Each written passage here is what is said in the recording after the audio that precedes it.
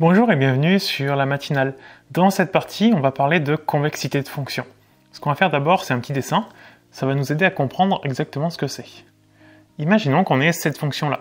Nous, ce qu'on sait faire, donc ça c'est la fonction f. Nous, ce qu'on sait faire, c'est déterminer ses variations. Par exemple, dire que ici ça monte, là ça descend, et puis là ça remonte. Tout simplement grâce à la fonction dérivée. On sait que lorsque notre fonction dérivée est positive, ça veut dire que notre fonction f elle est croissante. Et lorsque notre fonction dérivée est négative, ça veut dire que notre fonction f est décroissante. Donc grâce à la dérivation, et puis en étudiant le signe de la dérivée, on arrive à dire que notre fonction monte ou descend. Mais maintenant, comment elle monte? Qu'est-ce qui nous dit ici qu'elle monte de cette façon, et pas plutôt de cette façon? Ça, on n'en sait rien. Et ça va dépendre de la convexité. En fait, on va avoir deux différences. Lorsque notre fonction, elle fait plutôt un u, donc plutôt le deuxième cas que je viens de vous dessiner ici, on va dire que notre fonction, elle est convexe. Ça, graphiquement, convexe, c'est-à-dire qu'elle est située au-dessus de ses tangentes. Les tangentes, c'est les droites sur lesquelles elle s'appuie. Donc ici, vous voyez, si on les dessine, elles sont là. Quoi qu'il arrive, notre fonction s'appuie sur les tangentes. C'est ce qui est convexe. On a l'autre cas, où notre fonction fait plutôt un n. Et ça, c'est le cas où la fonction est concave. Si on retrace les tangentes, elle est toujours en dessous de ses tangentes. Donc voilà comment repérer une fonction concave ou une fonction convexe. D'ailleurs, je ne l'ai pas mis ici, ça c'est concave. Donc ça, c'est uniquement graphiquement. Et si on reprend notre fonction, donc on va oublier le petit dessin que j'ai fait, là, elle faisait plutôt un n, jusque là à peu près. Donc là, on aurait été tenté de dire que notre fonction, elle est concave, mais ensuite, on se rend compte que là, elle fait plutôt un u, et donc là, elle serait devenue convexe. Et lorsqu'on a un changement de convexité, comme ça, qu'on passe de concave à convexe ou de convexe à concave, les deux sont possibles, le point où on a le changement, c'est ce qu'on appelle un point d'inflexion. Donc ça, c'est juste du vocabulaire, mais parfois il sera demandé de déterminer le point d'inflexion. C'est tout simplement le point auquel on change de convexité. Donc on passe de concave à convexe ou de convexe à concave, il n'y a pas d'importance. Maintenant, donc là c'est uniquement graphiquement. Si on devait faire par le calcul, qu'est-ce que ça donnerait? Nous, ce qu'on aurait au départ, c'est notre f de x. On va prendre un exemple en parallèle pour travailler. Imaginons qu'on prenne 2x au carré plus 3x moins 1. Pourquoi pas? Nous, ce qu'on a besoin cette fois, c'est plus f', mais c'est f seconde. On va la dériver deux fois cette fonction. Donc on va faire d'abord f' de x. Donc 2x au carré, ça fera 4x, et puis le 3x, ça fera 3. Et on va calculer maintenant f seconde, c'est-à-dire la dérivée de la dérivée. F seconde, donc la dérivée de 4x plus 3, c'est 4. Une fois qu'on a ça, maintenant on va regarder son signe. Parce qu'en fait, tous les endroits où notre f seconde sera positive, notre f sera convexe. Et tous les endroits où notre f seconde sera négative, notre f sera concave. Bon, ici ça va être assez simple, f seconde vaut 4, donc est toujours positive.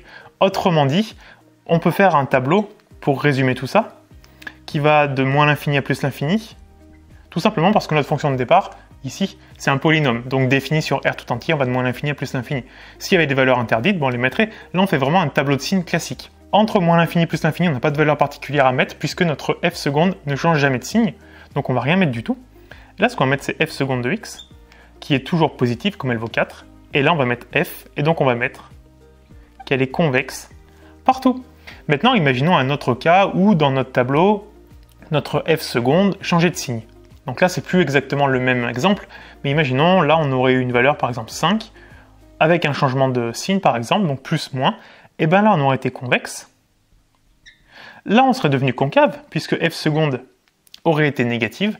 Et donc au milieu, comme on change de convexité, on passe de l'un à l'autre, là, on aurait eu un point d'inflexion en x égale 5. Donc voilà par le calcul comment déterminer la convexité d'une fonction. Maintenant, il se peut que les exercices soient un petit peu tordus.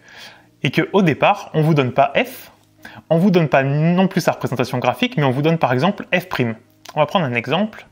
Imaginons ce dessin-là. Et là, on va dire que c'est f'. Et grâce à ce f', on va vous demander la convexité de la fonction f. Comment s'en sortir? On sait que la convexité de la fonction f dépend du signe de f seconde. Mais là, on n'a ni f ni f seconde, on a celui qui est au milieu. Comment on peut faire? Et bien en fait, le signe de f seconde et les variations de f' sont très liés. Souvenez-vous de ça. On sait que lorsque f' est positif, f monte. Mais en fait, il suffit de le faire un étage en dessous. Si f seconde est positive, alors f' monte, et si f seconde est négative, alors f' descend. On a juste décalé de un cran en termes de dérivation vers le bas. Et donc on retrouve les mêmes propriétés. Ce qui veut dire que notre f' ici, ces variations dépendent du signe de f seconde. Et par exemple, on sait que f' descend ici, et croissante ensuite. On va dire que le minimum ici, elle arrête de descendre à -1, par exemple. Et bien ça veut tout simplement dire que notre f seconde va être négative pour x plus petit que -1, et f seconde va être positive pour x plus grand que -1, puisque si f' monte, ça veut dire que sa dérivée est positive, donc ici, notre dérivée est positive, et si f' descend, notre dérivée est négative. Et là, on peut refaire une sorte de tableau, le même que tout à l'heure. Donc on aurait x qui va de moins l'infini à plus l'infini, pourquoi pas. On a un changement à -1, donc là on met notre f seconde. On a dit qu'il était d'abord négatif, puis positif, et puis là on retrouve f. On a un moins, donc c'est concave. On a un plus, donc c'est convexe. Et comme on change de convexité ici, on a un point d'inflexion. Donc voilà, il n'y a pas grand-chose à retenir là-dessus, si ce n'est que lorsqu'on veut la convexité d'une fonction, on va avoir besoin du signe de la dérivée seconde. Et après, avoir selon l'énoncé les informations qu'on a.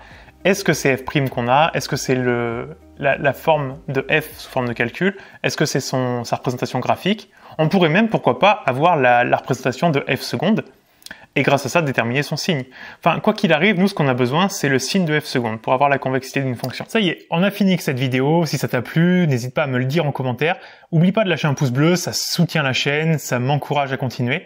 Et si tu veux plus de contenu et avoir toutes les techniques pour viser au moins 19 sur 20 à tes contrôles de maths, j'ai créé un programme, donc la matinale, tu dois t'en douter, dans lequel j'ai repris l'ensemble du programme de première et de terminale. Je te l'explique, il y a les exercices indispensables pour bien réussir, et il y a toutes les techniques, et si tu suis à la lettre ce programme, qui est pas très long par chapitre, hein, il y a 2-3 heures maximum par chapitre, tu peux vraiment viser une grosse note à tous tes contrôles. Je te laisse voir ça en description, je te mets tous les liens, et je te dis à bientôt.